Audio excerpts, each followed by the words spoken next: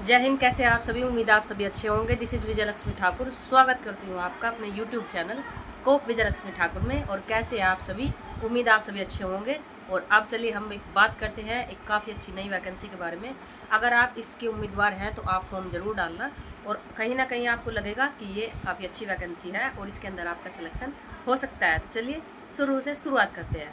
Post का नाम है DDA वेरियस पोस्ट रिक्रूटमेंट 2026, यानी कि ये है पोस्ट इसके अंदर हो सकती है जूनियर असिस्टेंट की, MTS की और पटवारी की, क्योंकि इसके अंदर सभी के जैसे SSC GD होता है उसके अंदर BSF CISF ये सब होता है। तो इसके अंदर DDA वेरियस पोस्ट 2026 के अंदर है पटवारी असिस्टेंट, जूनियर असिस्टेंट, पटवारी और MTS की। एकदम डिटेल से बात करेंगे। फॉर्म कैसे आपको डालना है, कब से वैकेंसी आ रही है, कब आपका एग्ज़ाम होगा, फुल डिटेल मैं आपको बताऊंगी। लेकिन आपको रुकना पड़ेगा और इस वीडियो को अपने फ्रेंड्स को शेयर करना पड़ेगा ताकि आपके साथ में जानकारी उन तक भी पहुंचे। चलिए हम बात करते हैं कि एज लिमिट क्या होगी, पूरी जानकारी। सैलरी की बात करें, जैसे कि आप सभी को पता है, हम सभी के लिए मोटिवेशन की बात होती है हमारी सैलरी। तो सैलरी आपकी 50,000 से स्टार्टिंग होगी। इन हैंड आपके हाथ में 50,000 सैलरी आएगी। जैसे आप सभी को पता है कि आज के टाइम में सैलरी ये कोई कम नहीं है और ठीक ही है, क्योंकि हर 6 मंथ के बाद में सैलरी आपकी अपग्रेड होती रहती है। तो चलिए सैलरी की बात हमने, जूनियर असिस्टेंट की सैलरी है 40,000, ये जो मैंने आपको बताई थी। और आपकी MTS की सैलरी है 35,000। तो ऑल इंडिया ये हमारी वैकेंसी है, मेल और फीमेल इसमें फॉर्म डाल सकते हैं।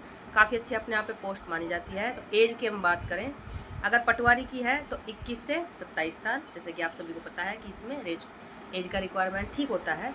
और जूनियर असिस्टेंट की बात करें तो इसमें है 18 से 27। और MTS की हम बात करें तो MTS की है 18 से 25।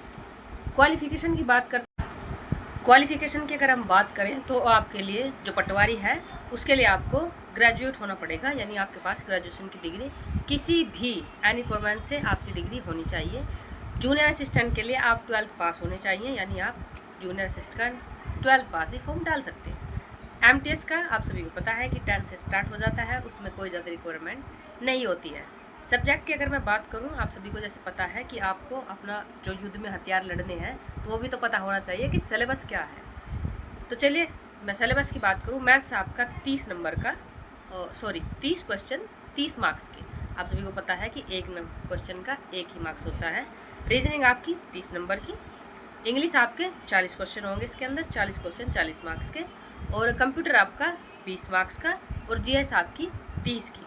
टोटल 130 क्वेश्चन है 120 मिनट के अंदर। आपको कहीं ना कहीं लगा होगा कि क्वेश्चन तो ज़्यादा हो रहे हैं, फिर ये कह रहे हैं कि 130 कैसे है। तो मैं आपकी जो डाउट है अभी क्लियर कर देती हूँ। ये जो कंप्यूटर है आपका 20 नंबर का, ये सिर्फ क्वालिफाई नेचर है, इसमें आपको क्वालिफाई होना है। इसके मार्क्स ऐड नहीं होंगे, ये सिर्फ आपको क्वालिफाई करना है। 120 मिनट का टाइम है आपके पास, 130 क्वेश्चन आपके आएंगे और 120 मिनट है आप। और निगेटिव मार्किंग में अगर बात करूँ तो 1/3 की निगेटिव मार्किंग इसके अंदर है। तो थोड़ा सा आपको इससे बचना है, क्योंकि ये हर स्टूडेंट के दुश्मन होते हैं निगेटिव मार्किंग। आप सभी को पता है कि हम कितनी मेहनत करके एक एक क्वेश्चन ऐड करते हैं, निगेटिव मार्किंग हमारे उसे खा जाती है। अगले हम बात करें तो आपको ओनली JSA यानी आपको जूनियर असिस्टेंट के लिए सिर्फ आपको टाइपिंग का क्वालिफाई करना है, अदरवाइज आपको किसी में भी टाइपिंग नहीं करनी है। अगर आप जूनियर असिस्टेंट के फॉर्म डालते हो और उसमें आप तैयारी करते हो तो उसके अंदर आपको टाइपिंग चाहिएगी। टाइपिंग मैं आपको बता दूं, टाइपिंग है आपकी इंग्लिश की 35 WP। तो जैसे कि ये सभी मैंने आपको बताया, तो इसमें कोई ज़्यादा डाउट का काम नहीं है। आप सभी एक अच्छी मेहनत करने के बाद में एक अच्छी पोस्ट ले सकते हैं, वेरियस पोस्ट है। और जैसे कि एक सर दर्द है हमारा, जिससे आप सभी को पता है कि कुछ भी हो फॉर्म के अंदर कुछ ना कुछ कमी तो हमेशा होती ही है। चलिए मैं आपको कमी बता देती हूँ। अब तक खूबियाँ तो मैंने बताई थी, कमी यह है कि अगर आप जूनियर असिस्टेंट के लिए अप्लाई करोगे तो आपको टाइपिंग टेस्ट भी देना होगा। उसके लिए क्या है कि आपकी इंग्लिश की जो टाइपिंग है वो 35 WPM यानी वर्ड पर मिनट है। और अगर मैं हिंदी की बात करूं तो हिंदी आपकी 30 वर्ड पर मिनट है। तो ये आपका क्राइटेरिया था, ये सभी मैंने आपको बताया कि आपका एज, सिलेबस और एज से कब से स्टार्ट होगी आपकी। तो आप सभी इस वैकेंसी की अभी से तैयारी में लग जाइए। जब आपको पता है कि स्टार्टिंग से ही आपको सारी जानकारी मिल गई है तो आपको बिल्कुल भी देर करने की ज़रूरत नहीं है, और आप औरों से 2 या 3 कदम आगे ही रहोगे। यानी आप जब इसकी अच्छी से तैयारी कर लोगे, क्योंकि आप सभी को पता है कि रण में आपको कौन सा हथियार उठाना है और किस दुश्मन से आपको लड़ना है। यानी आप सभी को पता है कि आपको कहाँ पे तैयारी करनी है और कैसी तैयारी करनी है। तो ये थी DDA वेरियस पोस्ट की जानकारी। अगर आपको वीडियो अच्छी लगी है तो वीडियो के लास्ट में आपको यानी कमेंट सेक्शन में आपको जय हिंद जरूर लिखना है, और एक कमेंट करके आप प्लीज़ बताया कीजिए कि आपको वीडियो कैसी लगती है। अगर कुछ कमियां हैं, कुछ अच्छाइयाँ हैं, या आपको सही लगता है कि जानकारी आपको सही मिलती है, तो आप सिर्फ एक कमेंट करके बताना प्लीज़ कि आपको वीडियो कैसी लगती है। क्योंकि इतने बिजी शेड्यूल में भी मुझे कहीं ना कहीं ऐसा लगता है कि मैं आपके लिए थोड़ा सा भी अपना टाइम निकाल पाऊँ और आपको एक बेहतर जानकारी दे पाऊँ। तो जय।